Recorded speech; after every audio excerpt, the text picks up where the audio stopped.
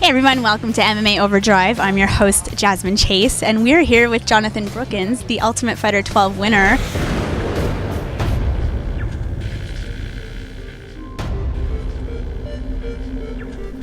And since winning, you've been able to rub elbows with some of the heavies like Rashad Evans and Forrest. What's that like?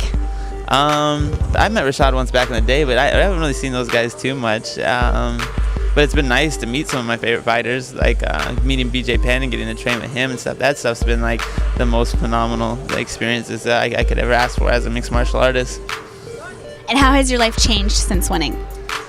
It changed for the better, but I kind of, made a good thing bad for a little bit, and now I'm kind of coming full circle and just starting to kind of really just love the opportunity that's in front of me. Kind of really, it's taken almost a whole year, but now I see how incredible this opportunity is. It's wild how it worked, but I just really thankful for being able to be able to compete in the UFC. And what was your experience like when you fought Michael Johnson, which ultimately earned you your contract in UFC?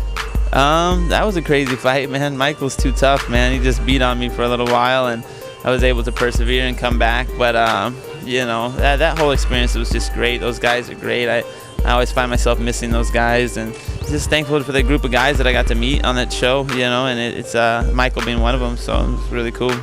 And mental growth is the foundation of progression as a fighter. How have you matured and grown since then?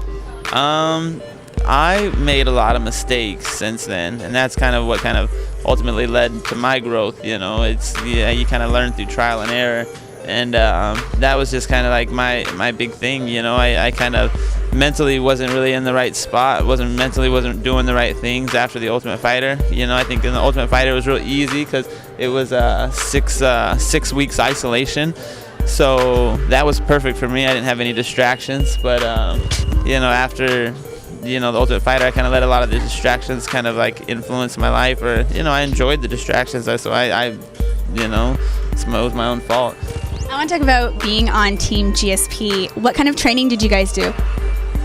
We did all sorts of fun stuff, man. George was he was cool. He didn't push us, grind us into the ground, but he let us do a lot of fun stuff, because the cameras were going to be on. I thought George might be one of those types of people that'd be well, I'm only going to show you a couple things and, maybe not take it seriously, but he literally opened up his whole everything to us. It was so incredible and so cool. So he's that type of person. I wish I would have followed up after the show and continued to train with him, because he's just such an awesome guy to train with.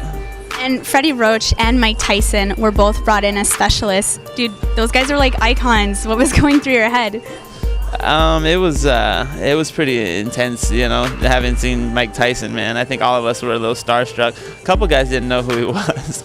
Cody McKenzie didn't really know who he was, I don't think, but said he watched him on YouTube after he got off the show and was like, what the Mike Tyson, man, that was the main one for me. Freddie Roach was really cool. He's an icon right now, doing a lot of good work with Pacquiao and stuff, so it was cool to kind of have him share what he does. We were all southpaws too, so, and he coaches one of the best southpaws in the world, so he was able to share with us. It was cool.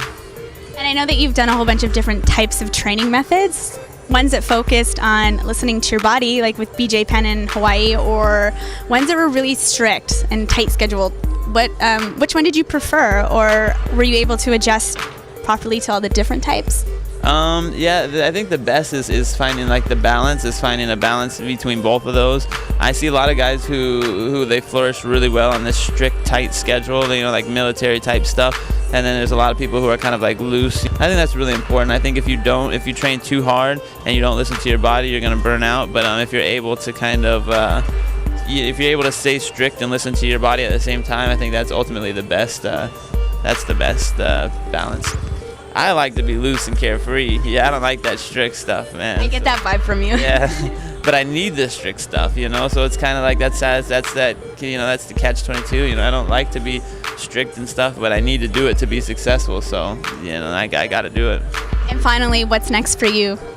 It's looking like they're talking about putting me in January. So Lord, please let them give me a good fight and let me just do well, because I know I need it. So that's what I'm shooting for. Well, good luck, and I'll let you get back to your fans and stuff. For MMA Overdrive, I'm your host, Jasmin Chase.